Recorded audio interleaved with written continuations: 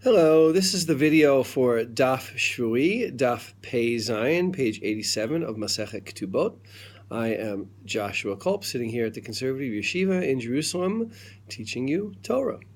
And I wanted to go over something that comes up in the beginning of Peh Zayin Amud Bet, at the beginning of the Gemara's commentary on the Mishnah about Hapogemet Ketubata, one who impairs her ketubah.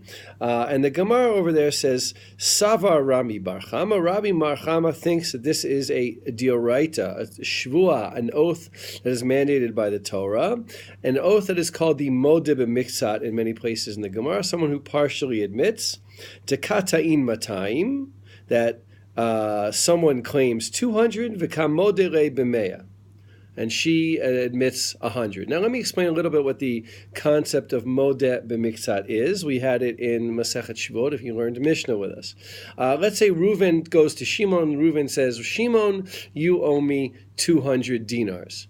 And if Shimon were to say he doesn't know anything, then at least dioraita from the Torah, Shimon would not have to take any oath whatsoever. The burden of proof would be on Reuven, because it's always on the plaintiff. But if Shimon admits to owing 100, then we say that Shimon has to take an oath that he doesn't owe the extra 100. And I'll explain the psychology of that.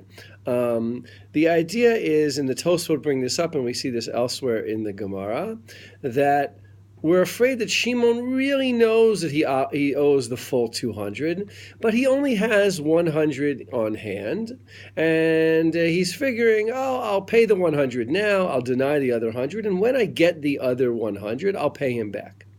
And in order to disincentivize or to prevent Shimon from doing that, we say he would have to take an oath that he doesn't owe the other 100. That's the modeh b'miktzat oath.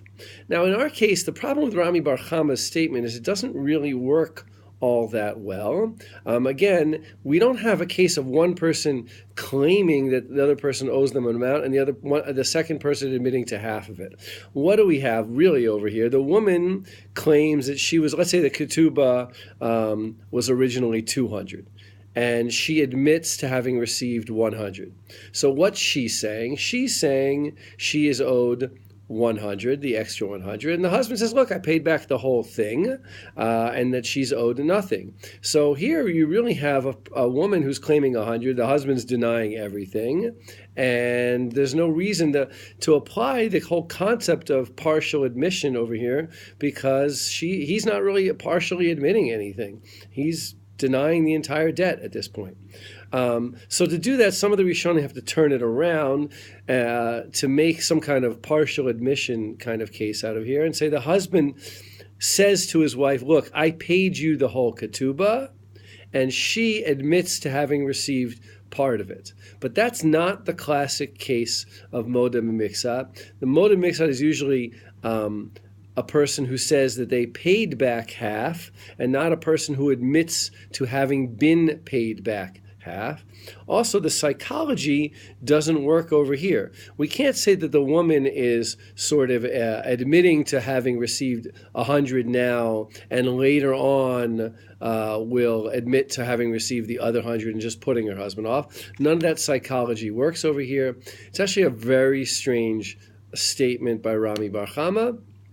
If I didn't have such deep faith in the rabbis, which of course I do, I would say Rami Bar Chama was just off. And as Rava brings up, there are many problems with Rami Bar Chama's statement. It seems to be sort of like a facile application of the partial admission, sort of looking, well, we have a half kind of admission here, without really taking into recognition the general contours of what it means partially admitting a debt and not partially admitting to having received a debt. But I don't have any better solutions for it right now. Sometimes Gemaras are hard. Sometimes Amoraim say things that are puzzling. It is the job of Rishonim and Achronim, traditional commentators, to solve those problems.